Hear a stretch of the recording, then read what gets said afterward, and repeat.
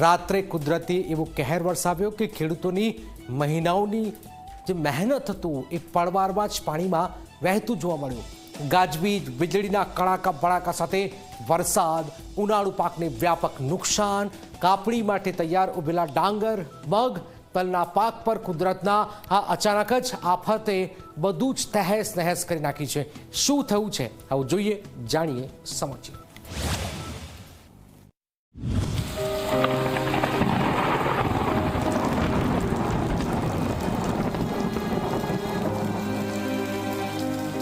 મોડી રાત્રે આકાશમાં ઘેરાયેલા કાળા ડિબાંગ વાદળો, વીજળીના કડાકા ભડાકા અને પછી શરૂ થયેલો ધોધમાર વરસાદ।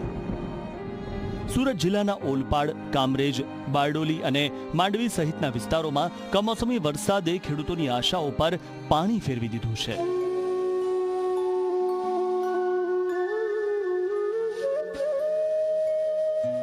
જે પાક થોડા જ દિવસોમાં ખેતરમાંથી ઘરે પહોંચવાનો હતો, જે પાક વેચીને ખેડૂતો પોતાના પરિવારના સપનાઓ સાકાર કરવા માંગતા હતા, એ જ પાક આજે વરસાદી પાણીમાં પલળી ગયો છે।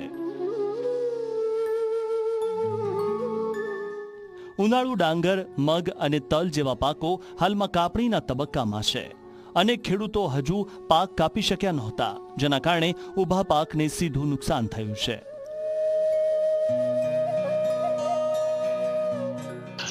સુરત જિલ્લામાં મોડી રાત્રે એકાએક વરસાદ આવ્યો હતો અને આ વરસાદ છે તે ખેડૂતો માટે આફત લઈને આવ્યો હતો। દ્રશ્યોમાં હું આપને જે બતાવી રહ્યો છું એ ઓલપાડ તાલુકાના રાજ્યધોરી માર્ગ ઉપર સુકાવા માટે મૂકેલો ખેડૂતનો ઉનાળુ ડાંગર પાક છે, જે આ રીતે જે બોરીઓમાં ભરીને ડાંગર સુકાવા મૂક્યો હતો। મોડી રાત્રે જે રીતે વરસાદ વરસ્યો હતો, ગાજવીજ સાથે ભારે પવન સાથે વરસાદ વરસ્યો હતો અને જે રોડની ઉપર ખાસ કરીને જે ખેડૂતો છે તે ડાંગરનો પાક સૂકવવા મૂકતા હોય છે અને આ ડાંગરના પાક વરસાદના કારણે પલળી ચૂક્યો હતો।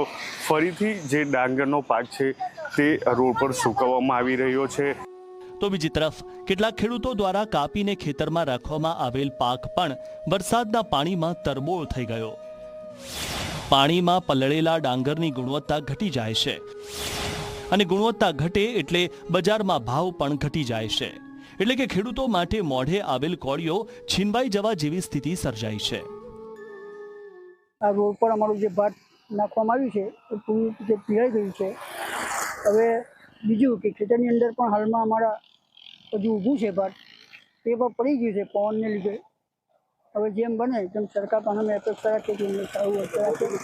તે મોટું નુકસાન જ છે। અમને હાલમાં તો ખેતરમાં જાય તેવી પરિસ્થિતિનો રોડ અમને બંધ છે।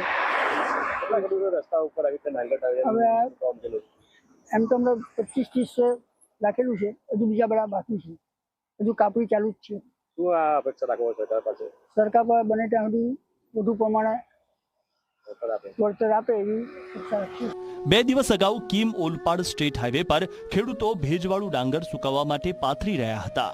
વરસાદની આગાહી મળતા મોટાભાગના ખેડૂતો સમયસર ડાંગર ઉઠાવી લેવામાં સફળ રહ્યા, પરંતુ જે ખેડૂતોનું ડાંગર હજુ રોડ પર જ પડ્યું હતું તેમના માટે આ વરસાદ આફત બનીને આવ્યો। એક તરફ કમોસમી વરસાદ, ક્યારેક વાવાઝોડા જેવી કુદરતી આફતો અને બીજી તરફ પાકના પૂરતા ભાવ ન મળવાની સમસ્યા। ગુજરાતનો ખેડૂત જાણે ચારે બાજુથી સંઘર્ષ કરી રહ્યો છે। મહિનાઓ સુધી તડકો, ગરમી અને મહેનત સહન કરીને તૈયાર કરેલો પાક જ્યારે આંખો સામે બરબાદ થતો જોવા મળે ત્યારે ખેડૂતોની પીડા શબ્દોમાં વ્યક્ત કરવી મુશ્કેલ બની જાય છે। કુદરતના આ અણધાર્યા મારથી સુરત જિલ્લાના અનેક ખેડૂતોને આર્થિક નુકસાન વેઠવાનો વારો આવ્યો છે। હવે ખેડૂતોની નજર સરકાર તરફ છે કે નુકસાનનું યોગ્ય સર્વેક્ષણ થાય અને વહેલી તકે સહાય મળે, કારણ કે આજે માત્ર પાક જ નહીં પરંતુ ખેડૂતોની અનેક આશાઓ પણ વરસાદમાં ધોવાઈ ગઈ છે। સંદીપ વસાવા, ઝી મીડિયા, સુરત।